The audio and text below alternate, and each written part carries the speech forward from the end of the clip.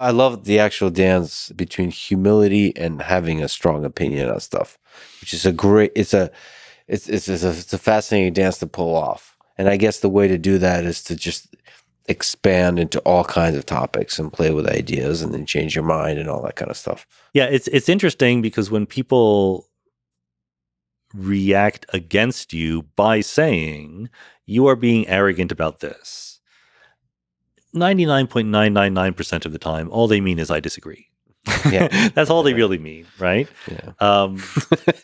You know, like at a very basic level, like people will accuse atheists of being arrogant. And I'm like, you think God exists and loves you, and you're telling me that I'm arrogant. I think that all of this is to say, just advice. When you disagree with somebody, try to specify the substantive disagreement. Try not to psychologize them, right? You know, trying to say, oh, you're saying this because of this. Maybe it's true. Maybe you're right. But if you had an actual response to what they were saying, that would be much more interesting.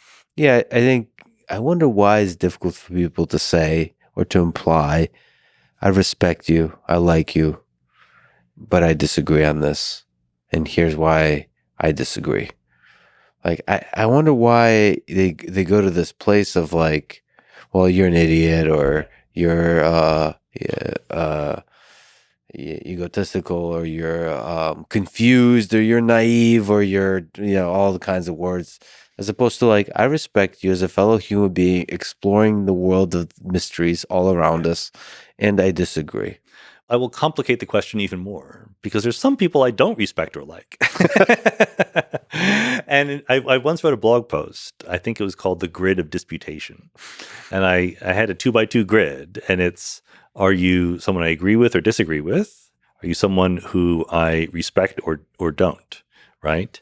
And all four quadrants are very populated. And so what that means is there are people who I like and I disagree with. And there are people who agree with me and I have no respect for at all. The embarrassing allies quadrant, that was everyone's favorite. So, and I just think being honest, right? Like trying to be honest about where people are. But if you actually want to move a conversation forward, forget about whether you like or don't like somebody. Explain the disagreement, explain the agreement. But you're absolutely right. I completely agree. Like as a society, we are not very good at disagreeing. We instantly go to the insults. Yeah, and I mean, even on a deeper level, I think at some deep level, I respect and love